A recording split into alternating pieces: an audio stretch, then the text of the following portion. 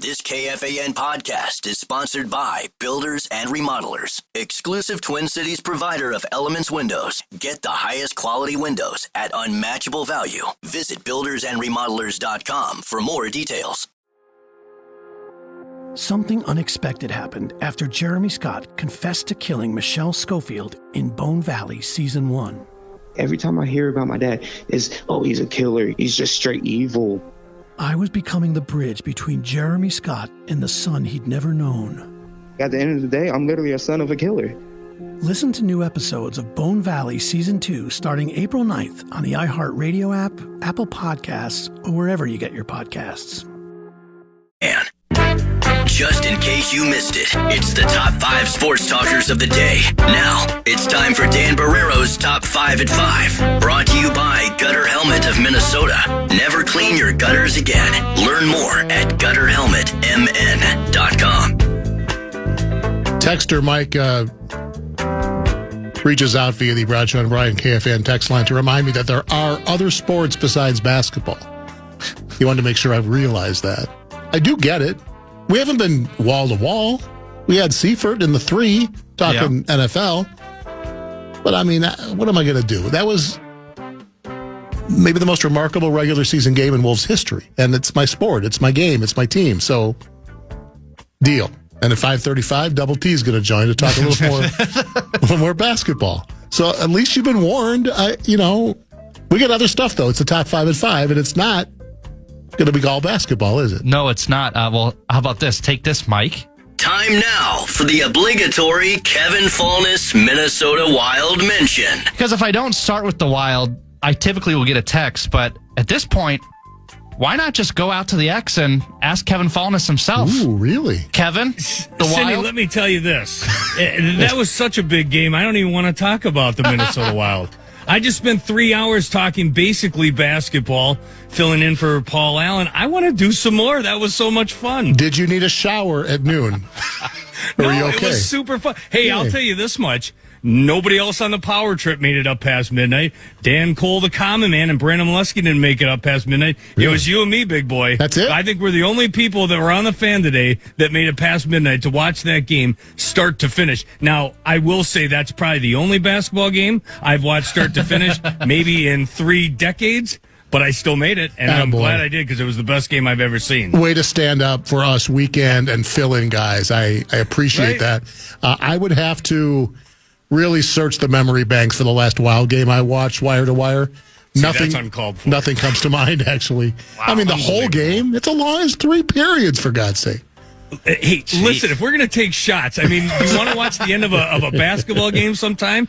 They reviewed the final play last night, honestly. Well, I mean, was there a tenth of a second left? We had to know that because I don't know. I mean, that would involve I don't the Trent understand Tucker the foul rule. system because he fell over. He gets 3 free throws. None of it makes sense to me. But it was exciting. I watched it, and God bless the Timberwolves for pulling it out. Attaboy. Well, we won't read too much into that last play. I don't have time to explain it to you. Will your Wild get back on the bike and give us a W in New York tonight? I hope so. They definitely played better on Monday in New Jersey compared to the egg they laid at center ice on Saturday in Game 1 of the home and home against the Devils. So, they're saying all the right things. You're still without 2 really big pieces to that lineup. No Kaprizov, no Jules Eriksson, and no timeline in terms of when they will get back in the lineup. But you know what? They're making moves. They've put Brett's guy, Marcus Foligno, on the top line with Boldy and Rossi. That's paid a big dividends here so far. So hopefully they can keep it going in the Big Apple. I think he's going to go for the Selke. I don't know about you. There is some positive news about Kaprizov, though, I wanted to ask you about because Russo, your favorite blogger, said that they've had positive, a checkup with his surgeon that was positive. Contact cleared. Your thoughts? It's looking like Wednesday is the magic day. Well, I don't know. I mean, hopefully. That was part of the scrum with the head coach there after the morning skate at Madison Square Garden that both Kaprizov and Jules Eriksson have met with doctors. The big question mark is the timeline for Jules Eriksson. The hope is he'll be in the lineup at some point before the end of the regular season. I guess that's good news. And neither are expected to be Sunday when the Wild return home to host the Dallas Stars, but sometime thereafter. So they start taking contact in practice, and that's the next step in the progression. So looks like that's right on the horizon. Enjoy the game, my man. Thanks for jumping on with us. Always a pleasure. We usually just sort of cross paths at 10 o'clock on Saturdays. Nice to chat with you for a few minutes. The pleasure's mine. Tell Trent Tucker I said hello, and my parting shot, hootie hoo! Kevin Fallness. You can't make it up. Wild and Rangers, 6 o'clock. That follows us at the top of the hour. You can't say that I don't care about hockey or I don't lead with hockey. Can't get that text anymore. Anyways, we'll move on here. Let's go. We've talked about it a bunch, but I want to play the audio again for a little bit because it was, as you said, an unbelievable finish. Cross court, Jaden McDaniels hit ahead to Conley. Now Ant with it with 4. Down by 1. Ant with a left-handed dribble drive in the paint. Kick out. Nikhil. He hoists it at the buzzer. It's short off the front rim. Now wait, is there a whistle and a foul? C.J. Washington blew the whistle. He put his arm up. Nikhil got fouled. The defender goes into the offensive player on this shot attempt. He receives 3 free throws and plays the game clock at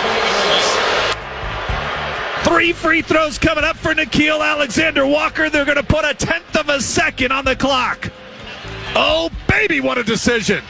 And that decision gave the Wolves 3 clutch free throws, intentionally missing the last one, but a win in the end, double overtime. Also, the Wolves PR tweeted out that Shannon continues to be out for tomorrow's game, right groin strain, not questionable, out against Brooklyn tomorrow. That was the first of a 5-game road trip as we close out the season. Just 6 games left, 4 more on the road, and then the final 2 at home against the Nets and Jazz, which should be pretty much unlosable. But we'll see how they bounce back tomorrow night against Brooklyn, who is still playing for some reason, and the Wolves got to get past that emotional win. We'll see how they play. Hopefully, they'll take care of business. They understand the stakes as they strive to get that 6th seed and maybe play the Nuggets in a best-of-7. That would be fun. Hey, the Twins won a baseball game yesterday, and they're winning a baseball game right now in Chicago. Carlos Correa just got on, little seeing eye single through the infield. 1-0 Byron Buxton. He looks like he was excited to get that base hit. He was 0 for 17 to start the season, and he raised his 2 arms like, thank you, Lord. I can still get a base hit. That was classic. I love that. He's running down to first. Well, here we go. Buxton with the runner on. He is the reason that the Twins, that's a ground out. That's not going to do it, Cotton. So halfway through the 3rd inning, Twins up 1-0 in Chicago against the White Sox thanks to Buxton's solo dinger. Hey, 3 hits in 3 innings. That's progress for this slow-starting Twins team that finally broke out last night with a 5-run 6th, all coming with 2 outs. You hate to panic before the home opener, which is tomorrow, weather permitting. I think it's going to be fine, although there might be rain in the forecast. I don't think we're in danger of snow tomorrow. And I don't think we're not. I don't think there's rain. Now that I think of it, I think it's going to be dry. What I've got is mostly cloudy, like a 3% chance. Yeah, so and like 44. Yeah, high of 44. That's opening day Twins weather right there. Yeah, exactly. And the dome terrorists out there are laughing and cackling. Yeah, well, let's get back to them in June and July and August when we're enjoying the sun. Yep. Crimea River, my Braves are 0-6. So Crimea River. Out of all the NFL rule changes, we went through a lot of them yesterday with Parker, but we mentioned the tush push is pushed back. So that vote is going to happen in May, around May 20th here in Eagan. But also the kickoff moving out to the 35 for a touchback. That's approved. Let's see, the chain gang no more with the automated. Is there one of these? They'll be the backup. They'll still be there. They'll be there. Yeah, but they're not. They're there if you need them. Break glass in case of emergency. Exactly. The overtime rules have been modified. The OT rules as well. The playoff rule where both teams get the ball no matter what, that's now the same for regular season. I think all fan bases probably have experienced that where the other team gets the ball in overtime, they score a touchdown, ball game. And now you're going to get a chance. And we've seen it as Packer fans in the playoffs where I remember the Arizona game where Larry Fitzgerald goes house and the Rodgers never gets the ball. So feels like let's just make it fair, right? I mean, the coin toss should not determine, especially people will say, well, just stop them. Just stop them. If you're so good. Well, what if your defense has just come off an 8-minute drive where they scored against them to tie the game? They're exhausted, and now they have to come right back out on the field. That just Can you imagine in baseball, like top of the 10th, the away team gets a run and then that's it? And you don't get a chance to bat? It's similar. It doesn't make any sense. No, it does not. Are there any one of these rules are you in lockstep with every one of these? I mean, is there one that sticks out to you like, I don't know? Like the one that it didn't get approved, but is the divisional versus overall record rule change that seeding? Yeah, the seeding people are mixed on that. But I feel like all of these, even the Hawkeye, whatever it is, system that has 8K cameras tracking the ball, if it's fast, that's my only thing. If it works and it's fast, I'm all in for more technology. I didn't feel strongly about reseeding and not making a 14-win Viking team play on the road. I understand the idea that divisions should matter. Look at the NBA. I mean, do you even know what division the Wolves are in? What teams? I mean, we don't even know because it's just about 1 through 8. And NFL is a bit more romantic about the tradition of the division. So I'm okay with that. I think I'm most happy that they're going to expand replay assist to, help us with some of the obvious things that we go, if we can see it and they can see it, why can't we just change it?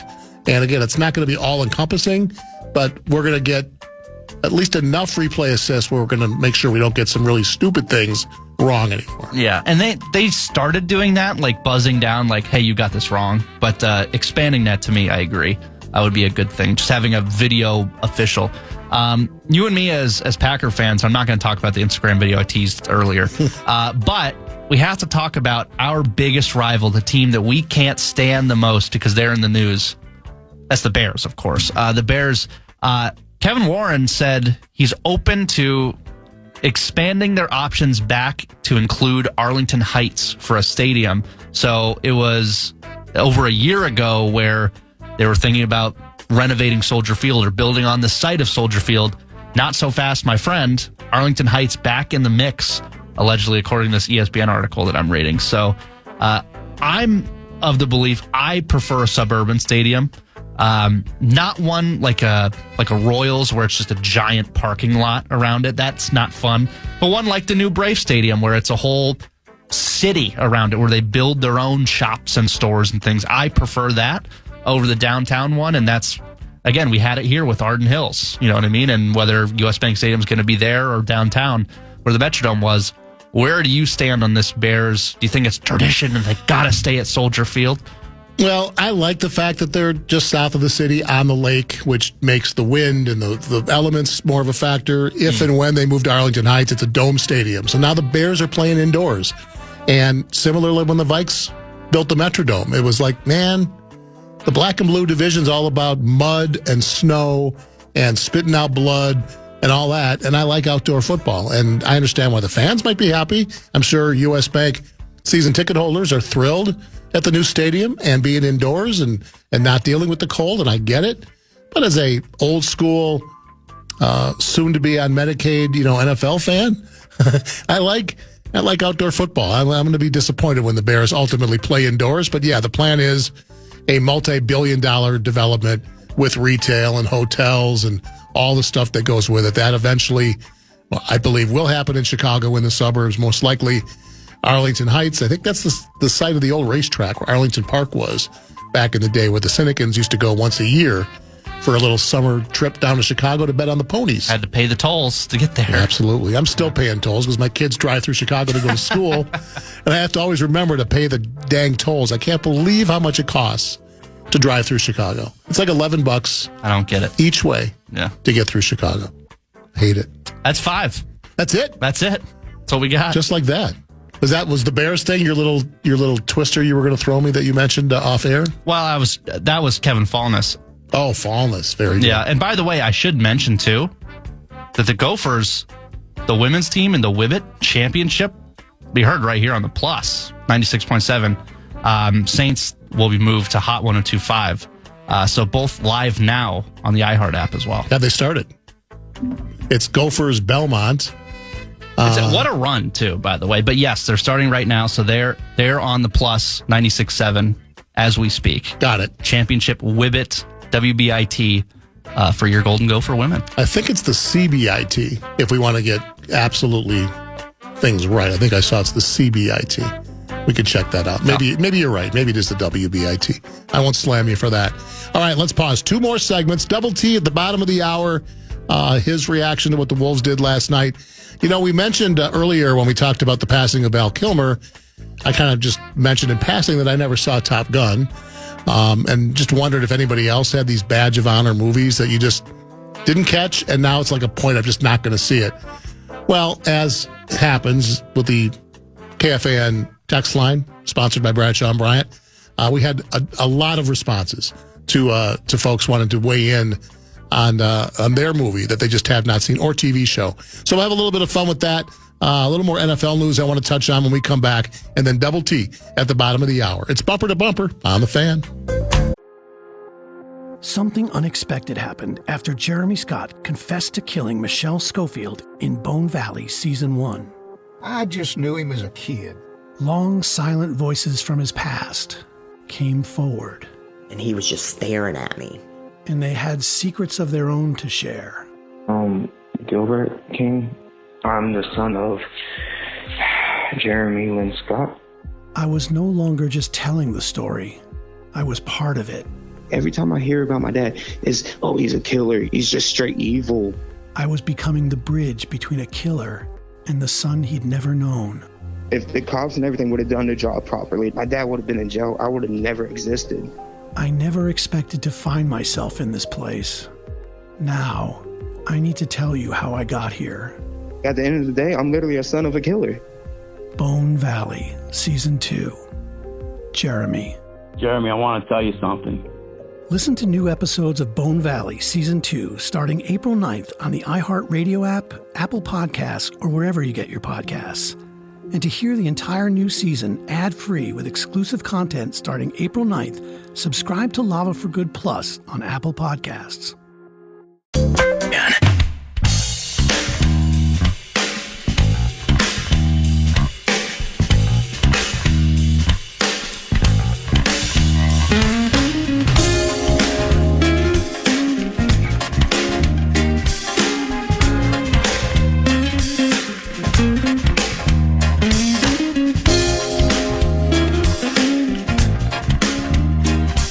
We're back 5:20 on a Wednesday afternoon. It's Bumper to Bumper with Barreiro. Dave Sinekin sitting in today. We are with you till the top of the hour. Wild at Rangers on the home of the Wild, 100.3 FM. The Fan, that starts at 6. And as Brett mentioned last segment, the Gopher women's basketball team in the championship of the, I think, CBIT, WBIT, whatever it might be. They are facing Belmont. You can listen to that on KFAN Plus as we speak, 96.7 FM on your dial. We mentioned when we were talking to Seifert in the 3 o'clock hour that at least for this year and most likely going forward, depending, I guess, on the day of the week Christmas falls, that we will have 3 Christmas Day games this coming season. You got to stream them all. Is that deep? Is that a 3-run shot for your Twins? It is.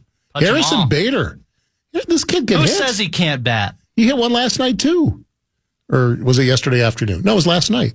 3-run dinger for Harrison Bader, and the Twins are up 4-0. Does he use the torpedo bat?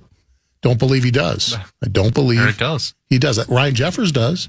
Yeah, he does. But Harrison Bader does not. So, yeah, the 2 dingers for the Twins today, Buxton and now Harrison Bader with a 3-run shot. So 3 NFL games scheduled for Christmas Day. The first 2 on Netflix, as they were last season, and the night game will be on Amazon. As Seifert said, you know, Amazon has the Thursday night package. Christmas falls on Thursday. It's a no-brainer.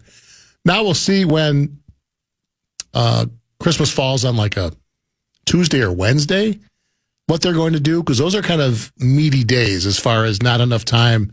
You'll have to find teams that have played maybe on the Saturday before to give them an extra day to play on a Tuesday or Wednesday. So we'll sort all that out. But when the ratings came out last Christmas and the 2 NFL games averaged like 24 million viewers, as opposed to like the biggest NBA game, I think was 7.7, which again, it's apples to oranges. It's 1 of 82 versus 1 of 17. And obviously the NFL is a much more popular sport. NBA is certainly number 2 nationally. But there'll be 3 this year. And I saw this nugget today. The last 2 years, the Kansas City Chiefs have hosted games on Christmas Day. They have proposed to the league that they have a permanent home on Christmas. Like the Chiefs want to be like the Lions and Cowboys on Thanksgiving, that it's just a thing that KC gets a game on Christmas. Are we cool with that? Or was that, because I hear from a lot of fans that don't think it's fair that Detroit and Dallas always get to play at home on Thanksgiving, whereas other teams obviously have to travel. In sort of the same boat, KC gets to be at home on Christmas, but they do want to play on Christmas Day. And look, at least as long as Mahomes plays, the networks aren't going to quibble. That's going to be a draw every year that he's playing. They're always going to be Super Bowl contenders, assuming he's healthy. But I wonder what will happen with that if the NFL decides to say, yeah, you got it.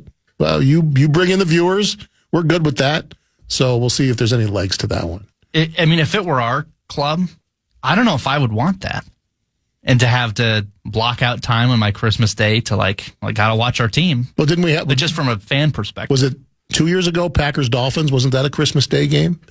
I believe. I think it was. Yeah, it was the one in Miami where Jair got a free pick, I believe. He's your guy. Yeah. I'm with you. I would just as soon not have my team play on Christmas. And I actually don't love it on Thanksgiving either. And it feels like Packers and Vikings end up playing quite often, one or the other. Mm-hmm. Ends up getting that Detroit game or a Dallas game. For me, selfishly, with Packer Preview on Sunday, it screws things up a bit because we don't get to technically preview that game. We get to review it the following Sunday, but that's not the bit. So from a selfish perspective. Gives me a chance to do a montage, though, if it's a big win. Well, that's true. So. And you do enjoy that. So we'll see if there are any legs to the Chiefs getting a Christmas Day game. College basketball news, not a surprise. Cooper Flagg is your player of the year. As a freshman, he's also the freshman of the year. That follows. Kelvin Sampson, your coach of the year. We'll hear a lot over these next few days about, is this the best one and done we've ever seen? And we'll go, oh, wait a minute. I mean, there have been some great ones, and most notably that comes to my mind is Carmelo Anthony, who today announced that he has been selected to the new class of the Basketball Hall of Fame, which I believe they announced Saturday night. I think they do it on Final Four night. Maybe it's the next day. He will enter the Hall in his first year of eligibility, 3-time gold medalist, 6-time All-NBA player, 10-time All-Star, and his one season at Syracuse was about as good as it gets. He certainly led the team to the championship, was the most outstanding player, and had one of those remarkable freshman seasons. And we could probably, think back at a number of guys that were at that level. Cooper Flagg is going to be, right along there if the Duke Blue Devils get it done this weekend and hoist their 5th banner. They are favored to do so. But that award officially announced today that Cooper Flagg is your player of the year. Again, we haven't mentioned this. It's been a little bit in case you've joined us late. You know about the Wolves double overtime win. What you may not have heard today is that the ownership issue is officially a thing of the past. Glenn Taylor has chosen not to appeal. It was thought that from a legal standpoint, he didn't have much of a chance at succeeding the way it was set up. He lost the arbitration hearing, of course, and the new owners of the Timberwolves should be Mark Lowry and Alex Rodriguez. That vote among the NBA owners should happen in the next couple months. And it sounds like from the smart people that follow this team have told us, it should be a formality that the money that they have set aside in the ownership group, including Michael Bloomberg, should be sufficient for the NBA and their owners to feel good, despite the fact that it was a $1.5 billion purchase price and the team's worth double that now. That deal was made 4 years ago, and obviously much has changed, and there's nothing that can be done. Sorry to the NBA, who would rather see their team sell for $4 billion. 1.5 is the number, and now we have to have something to worry about, right? Now it's going to be, we need a new arena. How's that going to all work out? Do we have to worry that these guys are going to want to move the team to Seattle, where Alex Rodriguez was a star? Nothing they have said, none of their movements, nothing that they've communicated to anybody would lead us to believe that that's even in the picture. They've made it very clear that this market is where the Wolves are going to stay. It's not going to stop some Wolves fans from biting their nails because they're not one of us. We don't know them that well, but I think we take them at their word. This is a great basketball market. It's proven when the product is good that this market loves the Timberwolves and loves basketball. So let's just go with new blood, deep-pocketed blood, and if and when a new arena is figured out, we'll figure out where that is, how much public money is needed, how much they are going to contribute. That's the next chapter. But the big story is the fight is over. Glenn Taylor has ceded control, is stepping back, and your new owners will likely be Mark Lowry and Alex Rodriguez going forward. And that certainly impacts Tim Connolly's decision. That's the big free agent with the Wolves after this season. I'm sure he was waiting to see how the ownership thing settled, because he was certainly brought over here thanks to Alex Rodriguez and expected those guys to be the new owners, and everything was kind of up in the air. So keeping Tim Connolly, I think, is job one and decision one once the new owners officially have control of this organization. Let's pause here, and we'll do a little In the Zone on a Wednesday afternoon for our final segment. Double T will join from, I think, suburban Detroit. His boys are playing hockey in some national tournament. We'll get an update on how that's going and get his thoughts on Jokic's performance, the Wolves win, Steph's brilliance. Hey, we'll talk some NBA in our final segment as we roll on. Something unexpected happened after Jeremy Scott confessed to killing Michelle Schofield in Bone Valley Season 1. I just knew him as a kid. Long, silent voices from his past came forward. And he was just staring at me. And they had secrets of their own to share. Gilbert King. I'm the son of Jeremy Lynn Scott. I was no longer just telling the story. I was part of it. Every time I hear about my dad, it's, oh, he's a killer. He's just straight evil. I was becoming the bridge between a killer and the son he'd never known. If the cops and everything would have done their job properly, my dad would have been in jail. I would have never existed. I never expected to find myself in this place. Now, I need to tell you how I got here. At the end of the day, I'm literally a son of a killer. Bone Valley, Season 2. Jeremy. Jeremy, I want to tell you something. Listen to new episodes of Bone Valley Season 2 starting April 9th on the iHeartRadio app, Apple Podcasts, or wherever you get your podcasts. And to hear the entire new season ad-free with exclusive content starting April 9th, subscribe to Lava for Good Plus on Apple Podcasts.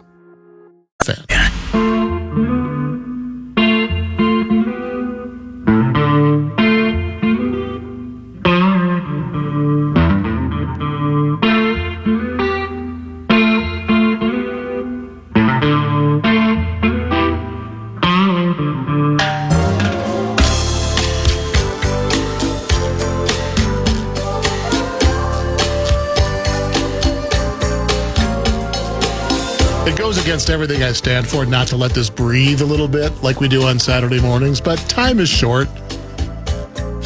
And you all listen to it. It's John Lee Hooker. It's Carlos Santana. It's the healer. It's the theme to In the Zone. I think it has been since we started 30 years ago, which is a pretty good run, if I say so myself.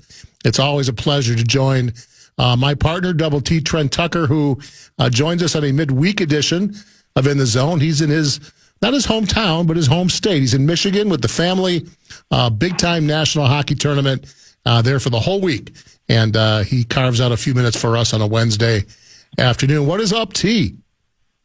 Davey, what's happening, buddy? How are things in Michigan?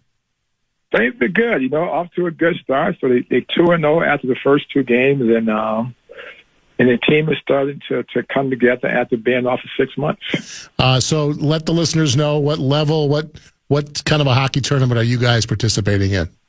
It's they call it Tier 1. It's almost like it's very similar to AAU basketball, where you take some of the top players in the state, and you put a summer team together, and they kind of play in a Tier 1 league, almost like, and they play against some of the top Tier 1 teams around the country for a national championship. But you have to win your state and your district in Minnesota first to get the opportunity to play for a national championship.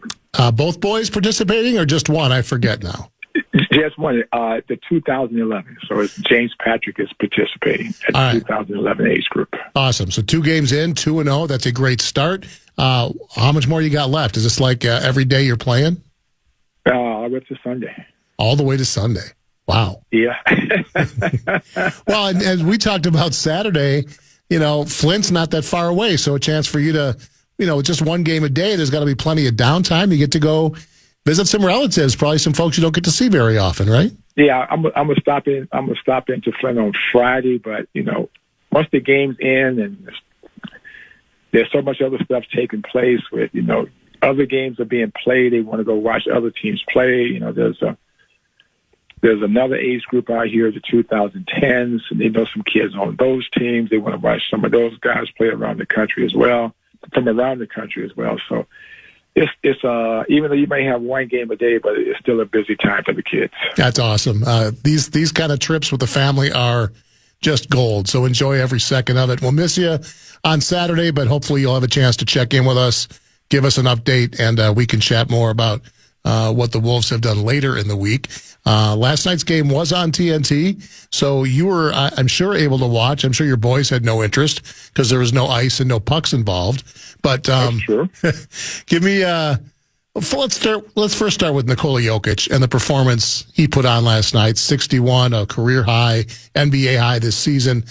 Two players have scored 60-plus this year, Jokic and De'Aaron Fox, both against the Wolves, both in losses, as the Wolves were able to win those games. But as a former player who has seen some of the all-time greats and been on the court with and against them, it's hard to put into words what kind of player Nikola Jokic is, isn't it? He was phenomenal last night. And but you know what? When he has those 40-plus point games, doesn't bode well for the Nuggets. I don't think he has a winning record when he scored 40-plus points or more. For the Nuggets, because the Nuggets are a team that, even though he's a fantastic player, perhaps the best player in the league, they are so much better when they get balance going. I don't think they had Michael Porter Jr. last night or Jamal Murray.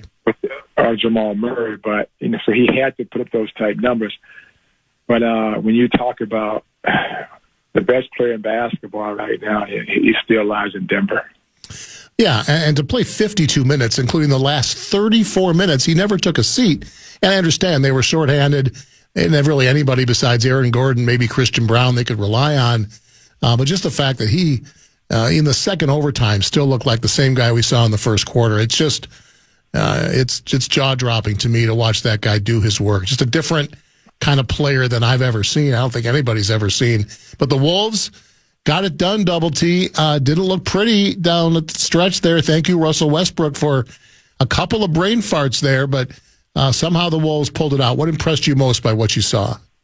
Well, they hung in. I thought they started the fourth quarter off the wrong way by taking long three-point shots, and that allows Denver, to get out and run and get into transition, to get some easy basket to take a lead.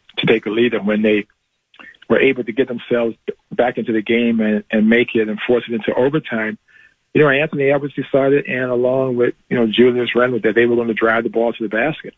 And when you play against the Denver Nuggets, we all know that as great as Jokic is on the offensive end, he's not a rim protector. They don't have any rim protectors. So right. If you make a three-point shooting game, you put the Nuggets in a situation where they can almost run away and hide. But when you force them to have to play defense and defend at the rim, that's where you can find some success.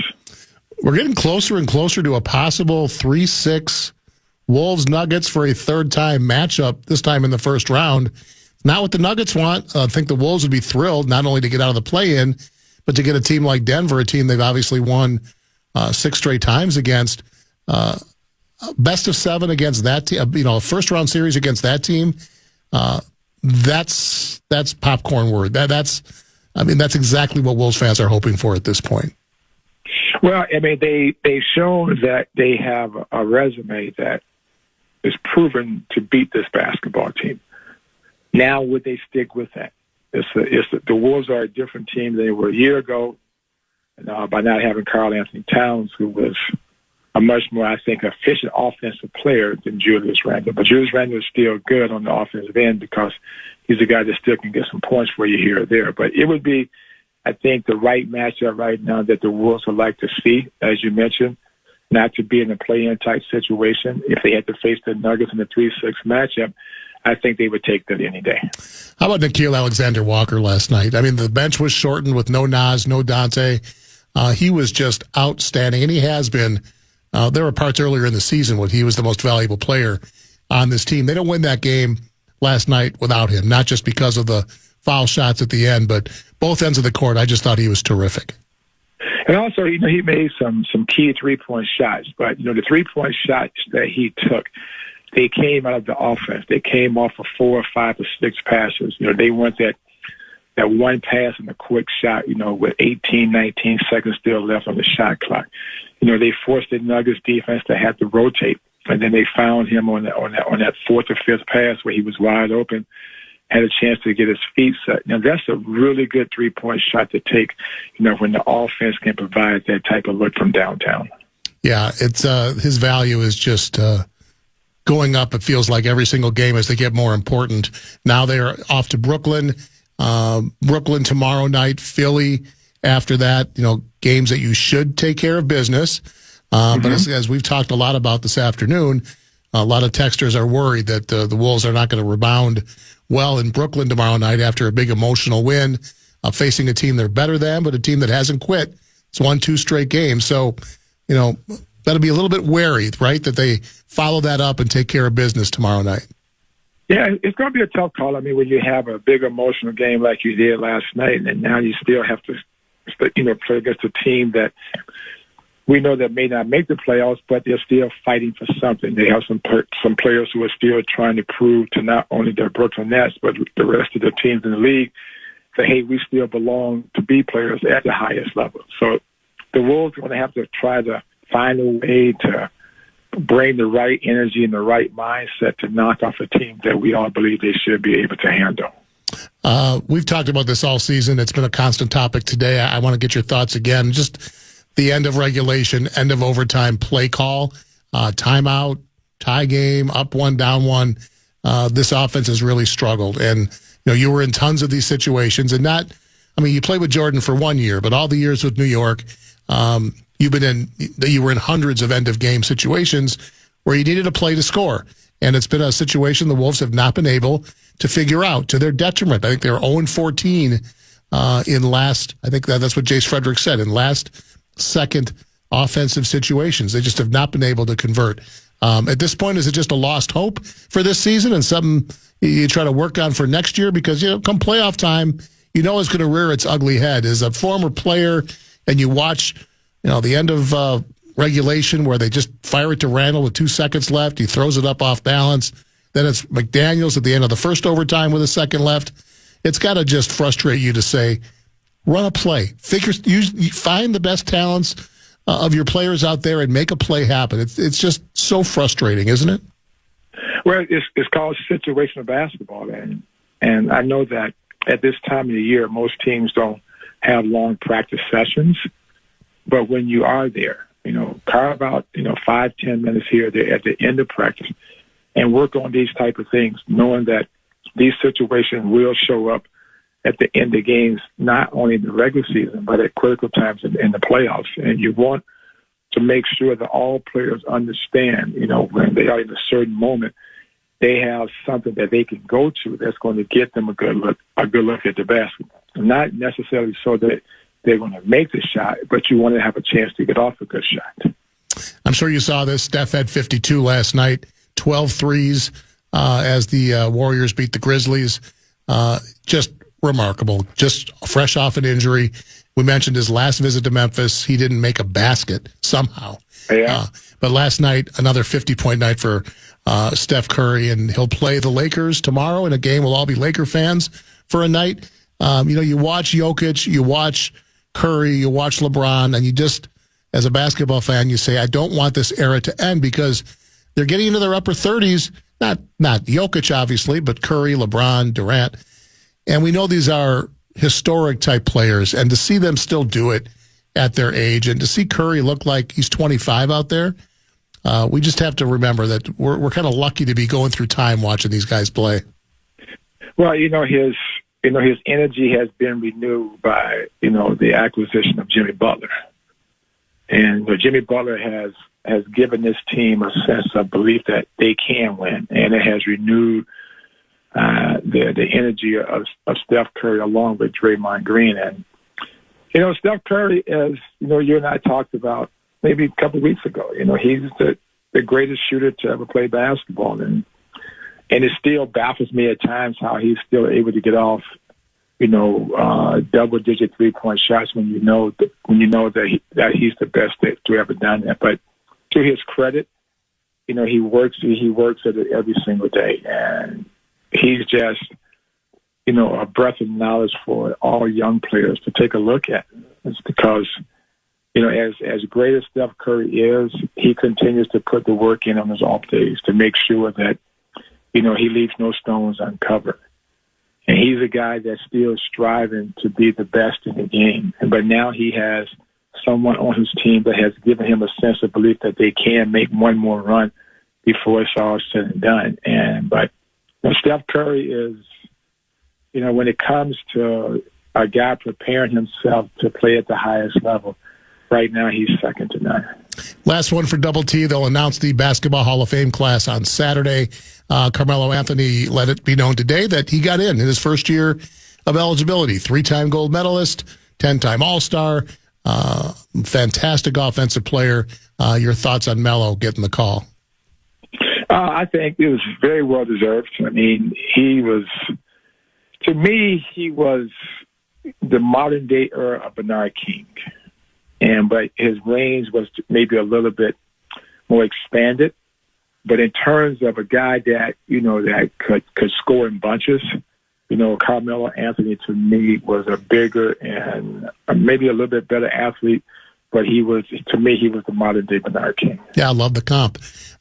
Best of luck to James Patrick and his squad in Detroit. Look forward to an update when we check in with you briefly on Saturday morning. Thanks, Double T. Enjoy your time out there. All right, thanks, Dave. Trent Tucker, kind enough to join us from Detroit, where his family is competing, or at least his son is, in a big-time national hockey tournament.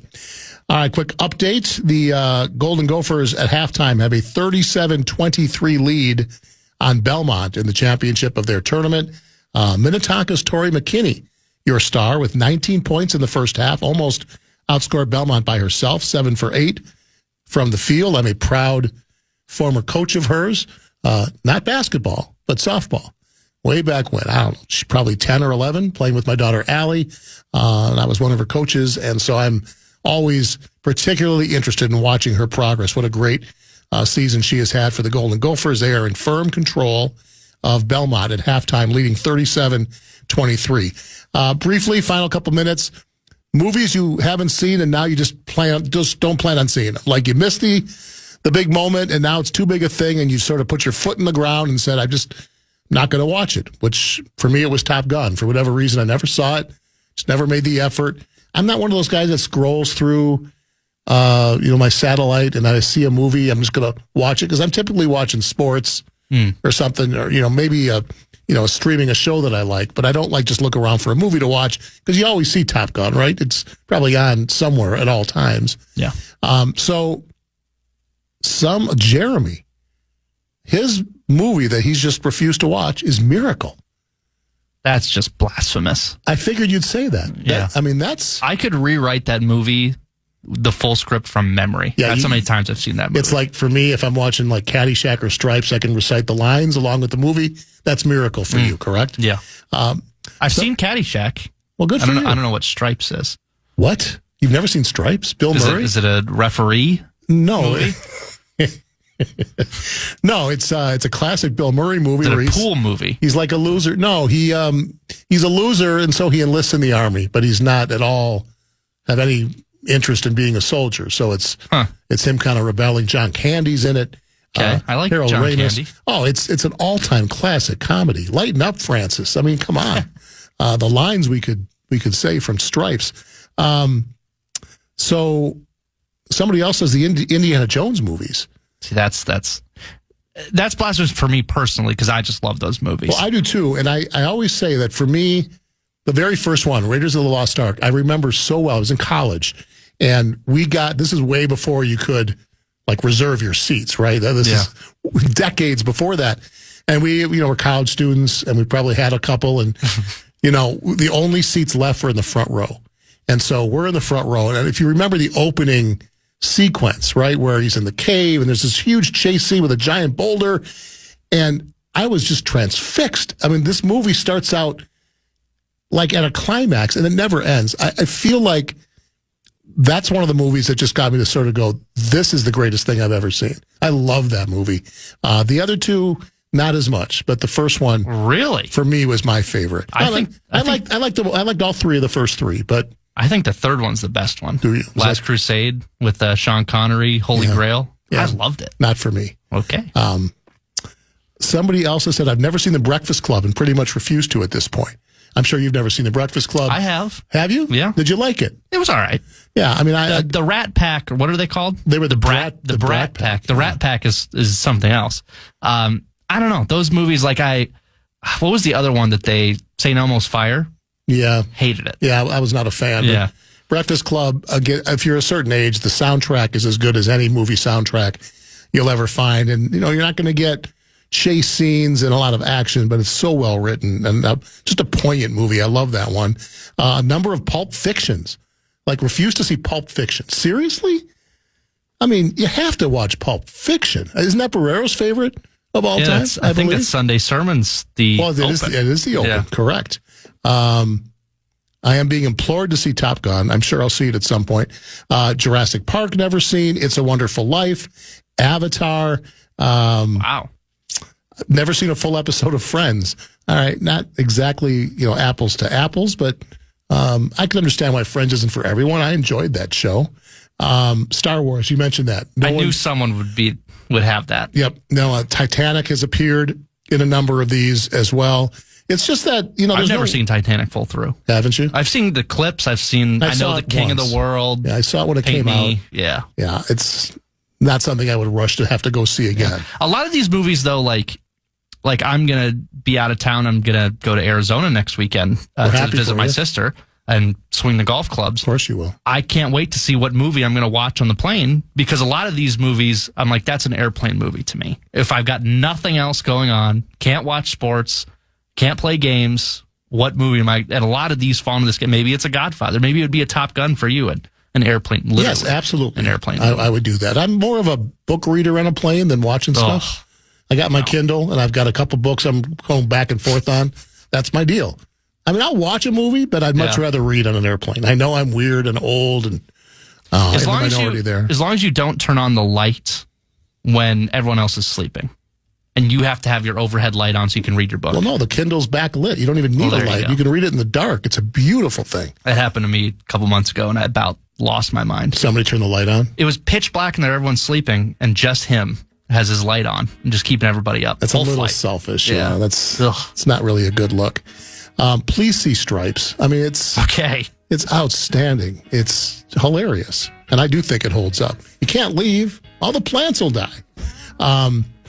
We're done. Spinners are playing. We're done. This is it. That means Wild Hockey is next, top of the hour.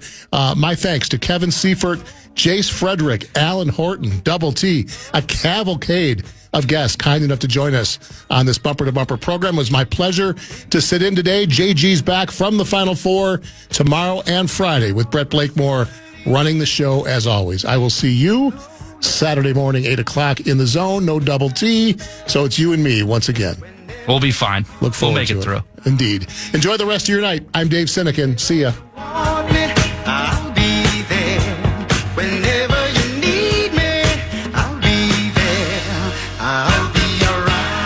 Did you see the game?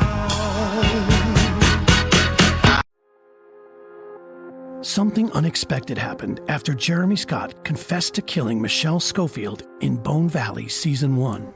Every time I hear about my dad, he's a killer. He's just straight evil. I was becoming the bridge between Jeremy Scott and the son he'd never known. At the end of the day, I'm literally a son of a killer. Listen to new episodes of Bone Valley Season 2 starting April 9th on the iHeartRadio app, Apple Podcasts, or wherever you get your podcasts.